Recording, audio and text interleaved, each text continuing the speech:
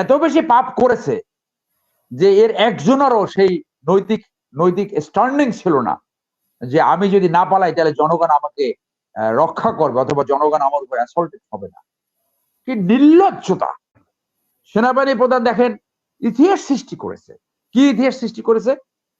যে তার সামনে ক্ষমতা নেওয়ার সমস্ত সুযোগ থাকা সত্ত্বেও ক্ষমতা নেয়নি। পৃথিবীর ইতিহাসে খুব কম পাবেন, কারণ ওই রকম এরিস্টক্রেট ফ্যামিলি থেকে সে আসছে। কত অবাস্তব!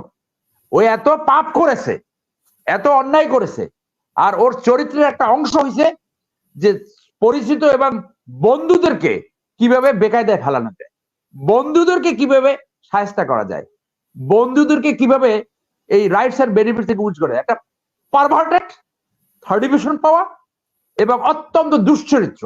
দুর্ভাগ্য বাংলাদেশ সেনাবাহিনীতে এরকম একটা অফিসার এরকম হায়ার পজিশনে গেছে। এইটা আওয়ামী লীগ না হলে কোনদিন এটা হতো না।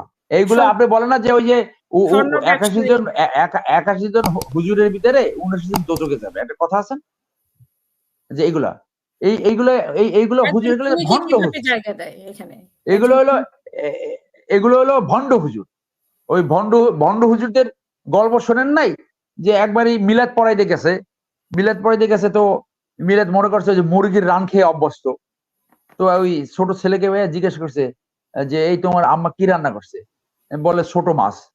বলে ওই আমাদের বরিশাল দিকে একটা দগরি মাছ আছে যেটা মাটির নিচে থাকে, বুঝছেন? তো বলে এই মাছ তো খাওয়া যাবে না, এটা আজান শুনে নাই, মানে জোহরের আজান শুনে নাই। এই তো বলে না না আজান শুনছে। এখন বলছে তাহলে আপনি যদি মাছ না খান তাহলে শুধু আছে মরিচ, মনে করছে ডিম টিম ভাজি দেবে, তো গরিব মানুষ দিতে পারে নাই। তো আপনি হুজুর তাহলে ওই শুকনো মরিচ ওইটা ফ্রাই করে খেতে পারেন। তখন হুজুর বলে যে শালা বাসও গেল ভাই, মরিচ দিয়ে খাবো, তার চেয়ে একটা নতুন ফতুয়া দিই। কি ফতুয়া? বলে মাছ কখন ধরছে? বলে ধরছে 10টা 11টার দিকে। তাহলে মাছ যখন রান্না হচ্ছিল তখন ওই জোহরের আজান শুনছে, খাওয়া যাবে, অসুবিধা নেই, ঠিক আছে তুমি মাছ নিয়ে আসো। তো এইরকম মানে অজ্ঞ, অশিক্ষিত, কোনো কিছু জানে না, এইরকম আছে তো অনেক। এই আপনি জানেন ওখানে ইসলামিক ফাউন্ডেশনের যে চেয়ারম্যান ছিল 300 কোটি টাকা করাপশন করছে, 300 কোটি টাকা। তো পুরা রাষ্ট্র যেখানে লুটেরা তন্ত্র হয়েছিল, পুরা রাষ্ট্র যেখানে ক্লেপ্টোক্রেসি অর্থাৎ একটা চোরের রাষ্ট্র পরিণত হয়েছিল, সেখানে এই হুজুররাও মনে করছে যে চুরি করলেই বা গা ভাসাই দিলে অনেক টাকা হয়। তো তাদের সেই ধর্মীয় শিক্ষা তাদের জন্য কাজ করে নাই, তাদের নৈতিকতা সমুন্নত রাখতে পারেনি, তারাও গা ভাসাই দিছে। স্বর্ণ ব্যবসায়ী হলো সে, হ্যাঁ স্বর্ণ, এবং স্বর্ণ ব্যবসায়ী হওয়ার পরে প্রতি 7 দিন পর পর আপনি দেখেন সোনার দাম বাড়ায় 3000 টাকা, কমায় 300 টাকা, আবার 300 টাকা কমাইয়া বড় করে আপনার মানে টিভি স্কুল আসে সোনার দাম কমেছে। কত বড় বর্বর, কত বড় মানে আপনার মানে ক্রুয়েল! আপনি চিন্তা করে দেখেন যে কিভাবে মানুষের পকেট থেকে কাটা যায়। দুর্ভাগ্যের কথা হলো যে রাষ্ট্রটা যেভাবে চলছে দেখেন, পৃথিবীর ইতিহাসে পাবেন না অনেকগুলো রেকর্ড সৃষ্টি হয়েছে এই অভ্যুত্থানে। রেকর্ড হলো পৃথিবীতে কোথাও আমার জানা মতে ছাত্রদের নেতৃত্বে অভ্যুত্থান হয়নি, জনগণের নেতৃত্ব হয়েছে, অনেক ফিলোসফারের নেতৃত্ব হয়েছে, সামরিক বাহিনীর নেতৃত্বে সামরিক অভ্যুত্থান হয়েছে, কিন্তু অ্যাজ এ ভ্যানগার্ড স্টুডেন্ট নেতৃত্ব হয়েছে আমার জানা নাই। তো কি এমন শাসন করলেন যে 300 এমপির পালাই যেতে হলো? কি এমন শাসন করলেন যে পুলিশ বাহিনীর একদম 2-1টা থানা বাদে সব পালাই যেতে হলো?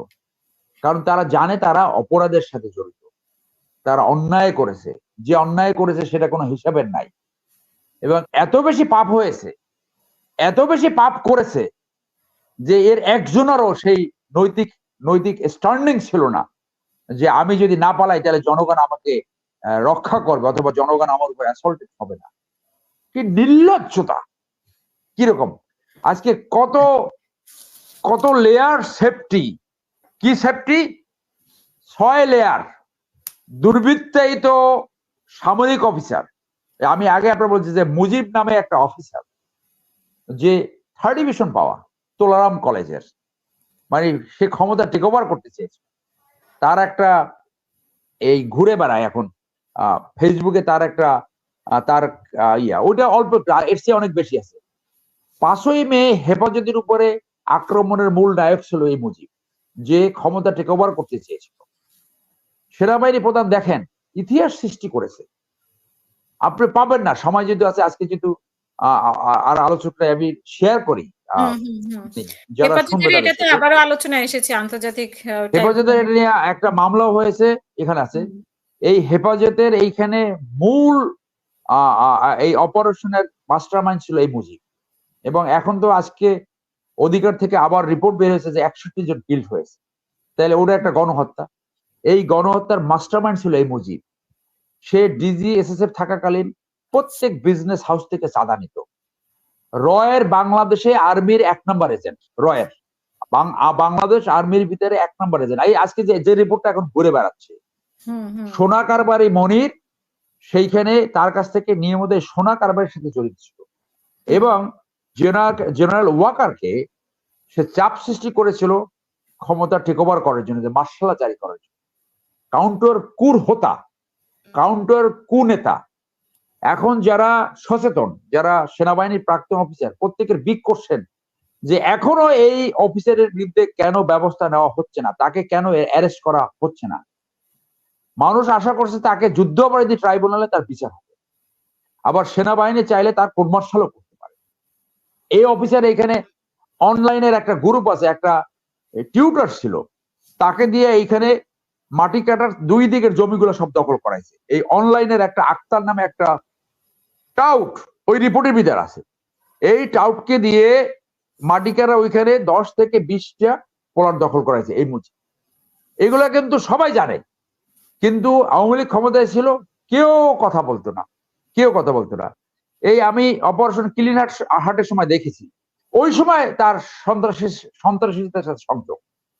তো একটা লোক 5ই ফেব্রুয়ারি এই আপনার হেফাজতের উপরে গণহত্যা চালালো, এবার যে গণহত্যা চালালো, এবং এই যে শুটার গুলা, এইগুলা সব সে তার নির্দেশে পালন করেছে। এবং এই রিপোর্টের ভিতরে আছে, যে রিপোর্টটা এখন সোশ্যাল মিডিয়ায় ঘুরে বেড়াচ্ছে, যে ইন্ডিয়ান এম্বাসির 315 জনকে সে ক্যান্টনমেন্টে আশ্রয় দেওয়ার জন্য বলেছে। এবং ওই রিপোর্টে আছে যে বাংলাদেশে আর্মির ভিতরে রয়ের 1 নম্বর আছে। তো এখন মানুষের কোশ্চেন, অনেকে ওই জিয়ার নামটা এত বেশি ফুটছে, জিয়া তার কাছে, এই মুজিবের কাছে দুগ্ধপুত্র শিশু, অপরাধ, খুন, করাপশনের কাছে দুগ্ধপুত্র শিশু। আমি বললাম এইটা যদি অ্যারেস্ট হয় তখন দেখবেন যে কি বের হয়। অন দ্য আদার হ্যান্ড সেনাবাহিনী প্রধান দেখেন ইতিহাস সৃষ্টি করেছে। কি ইতিহাস সৃষ্টি করেছে? যে তার সামনে ক্ষমতা নেওয়ার সমস্ত সুযোগ থাকা সত্ত্বেও ক্ষমতা নেয়নি। পৃথিবীর ইতিহাসে খুব কম পাবেন, কারণ ওই রকম অ্যারিস্টক্রেট ফ্যামিলি থেকে সে আসছে। জনগণের সেন্টিমেন্ট বুঝে, ন্যায্যতা বুঝে, যে এমন ভাবে সিচুয়েশনটাকে সে নিয়ন্ত্রণ করেছে যেন একটা একটা একটা নির্বাচনের মাধ্যমে মনে হয় যেন একটা সরকারের কাছে ক্ষমতা হস্তান্তর হয়েছে। তেমন কোনো জীবনহানি হয় নাই। জীবনহানি যা হয়েছে 5 তারিখের আগে গণহত্যা হয়েছে, কিন্তু পালিয়ে গেল, ফ্যাসিস্ট পালিয়ে গেল, এমন ভাবে ট্যাকেল দিয়েছে। এবং সেনাবাহিনী অফিসাররা, সৈনিকরা তার নেতৃত্ব এত ভালোভাবে মেনে নিয়েছে। দেখেন উনি যখন অফিসারদের সাথে যখন মিটিং করেছে, তারপরে একটা গুলি কেউ সরে নাই। সেনাবাহিনীর অফিসার সৈনিকরা মানুষের সাথে মিলে গেছে, মানুষের সাথে এক কাতারে দাঁড়িয়েছে। এইরকম একটা অভ্যুত্থান ঘটেছে যে এত মানুষ গণভবন দিকে যাচ্ছিল। আমার এই ইতিহাস দেখার সুযোগ হয়েছে। আমার ওয়াইফ, বাচ্চারাও সব লাল ড্রেস পরে আমরা নেমে গেছিলাম। আমি মহাখালী এখান থেকে আমি আমার ওয়াইফ হেঁটে গণভবনে চলাম, মানুষের জাগরণ দেখেছি। এবং সেইখানে টঙ্গী এবং উত্তরা থেকে যারা আসছিল আমাকে অনেক ফোন করে জানাচ্ছিল যে যখন সেই প্রসেশনের, এই মিছিলের মাথা যখন মহাখালী আসছে, তার ট্রেন, সেই প্রসেশনের ট্রেন তখনও আপনার ওই এয়ারপোর্টের ওদিকে, এখানেই 10 লক্ষ মানুষ এই গণভবন থেকে আসা শুরু হয়েছে। সেইখানে এই যে মানে যে করতে চেয়েছিল মুজিব, কত অবাস্তব। ও এত পাপ করেছে, এত অন্যায় করেছে, আর ওর চরিত্রের একটা অংশ হয়েছে যে পরিচিত এবং বন্ধুদেরকে কিভাবে বেকায়দায় ফেলানো যায়, বন্ধুদেরকে কিভাবে শায়েস্তা করা যায়, বন্ধুদেরকে কিভাবে এই রাইটস এন্ড বেনিফিট থেকে উইচ করে একটা পারভার্টেড থার্ড ডিভিশন পাওয়া এবং অত্যন্ত দুশ্চরিত্র দুর্ভাগ্য বাংলাদেশ সেনাবাহিনীতে এরকম একটা অফিসার এরকম হায়ার পজিশনে গেছে। এইটা আওয়ামী লীগ না হলে কোনদিন এটা হতো না। আওয়ামী লীগ এই ধরনের ক্যারেক্টারকে, আরো অনেক ক্যারেক্টার আছে সেগুলো আস্তে আস্তে আমরা বলবো, সেটা লিস্ট দেখবেন আপনি বের হবে।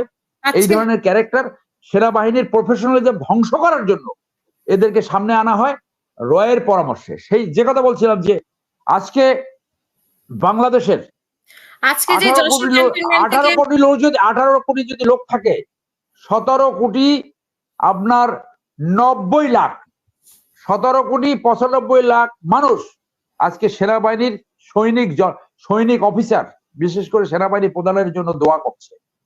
আর এই ধরনের কুখ্যাত অফিসার যারা মানুষকে খুন করার জন্য রেডি ছিল, রক্ত গঙ্গা বসিয়ে দিতে চাইছিল, ইতিমধ্যে 2টি গণহত্যা ঘটিয়েছে, তাদের হাতে যদি ক্ষমতা থাকতো, আর একটা কিলার ছিল ওই যে ডিজি ভাই আকবর, এদের হাতে যদি ক্ষমতা থাকতো, রক্ত গঙ্গা বইতো। আল্লাহ এদেশের মানুষকে রক্ষা করেছে এবং মানুষ এখন বলা শুরু করেছে এই ছাত্ররা হলো আবাবিল পাখির মতো তারা আসছে স্বৈরতন্ত্রকে, ফ্যাসিস্টকে এই ক্ষমতাচ্যুত করার জন্য। ধন্যবাদ।